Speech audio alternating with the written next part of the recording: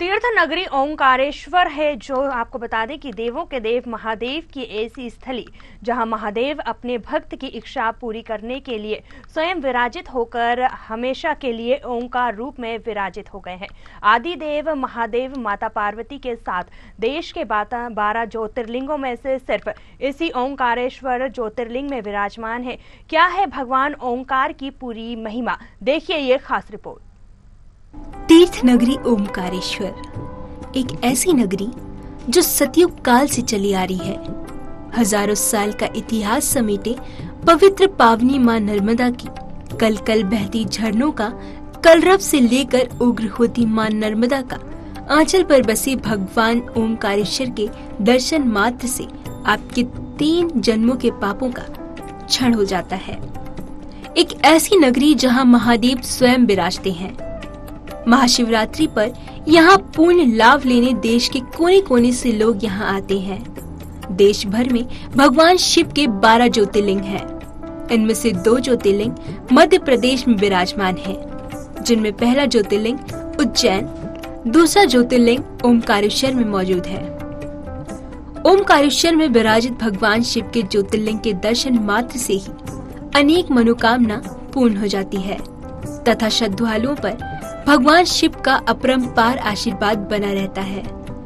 ओमकारेश्वर धाम किसी मोक्ष धाम से कम नहीं है।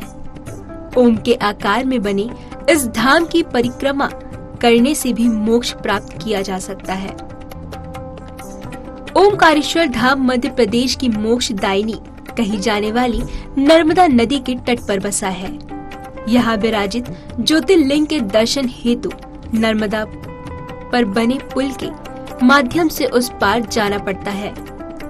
नर्मदा नदी के बीच मानदाता शिवपुर नामक द्वीप पर ओमकारेश्वर पवित्र धाम बना हुआ है। बताया जाता है कि जब भगवान शिव के ज्योतिर्लिंग यहाँ विराजमान हुए थे, तब मां नर्मदा नदी यहाँ स्वतः ही प्रकट हुई थी।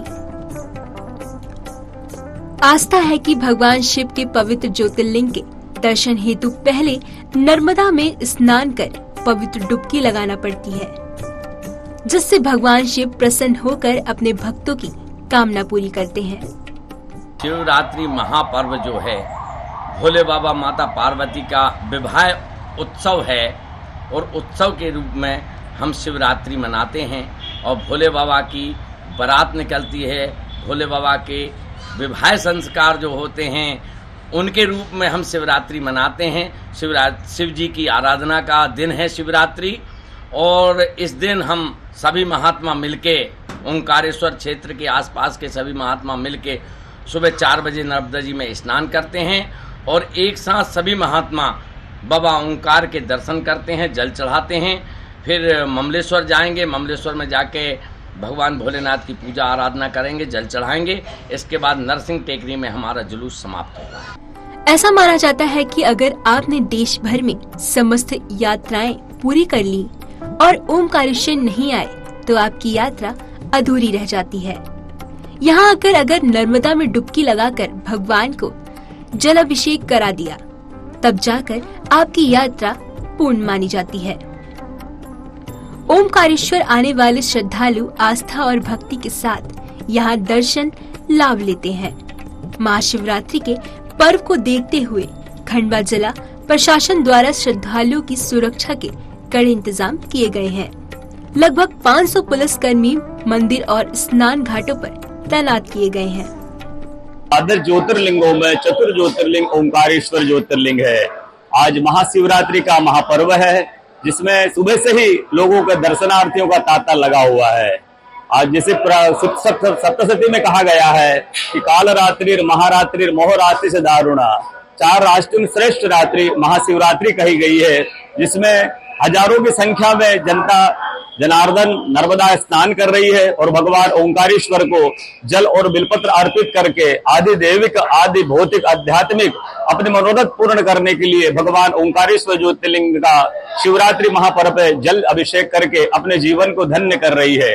संख्या में दर्शनार्थी ओंकारेश्वर आते हैं, तो अव्यवस्था नहीं है, लेकिन व्यवस्थाओं में बेहतरी की गुंजाइश है।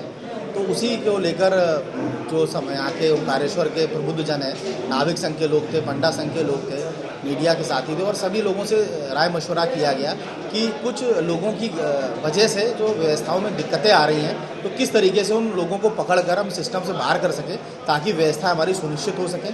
तो मुख्य रूप से पार्किंग की बात हुई, बहुत अच्छे सुझाव भी आए कि पार्किंग की नंबरिंग करा दी जाए ताकि जो दर्शनार्थी अपने वाहन खड़े करके दर्शन के लिए जाते हैं वो सही जगह पर पहुंच सकें। ओंकारेश्वर में अभी से डाइवर्सन प्लान भी बनाया है इसमें, जो कि इंदौर से भी भारी वाहनों को हम आज रात को 12 बजे से डाइवर्ट करा रहे हैं। इसी तरह देसगांव और सनावत से भी डाइवर्ट करा रहे हैं और कोशिश कर रहे हैं कि आने जाने वालों को दिक्कत ना हो और पार्किंग की और इसकी सुविधा भी उनको सही मिले।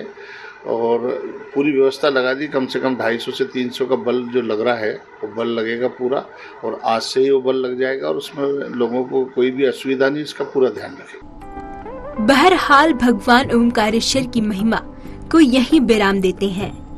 भगवान ओमकार की कृपा सब पर बनी रहे। इसी आस्था और उम्मीद के साथ सभी को जय ओमकार जी की।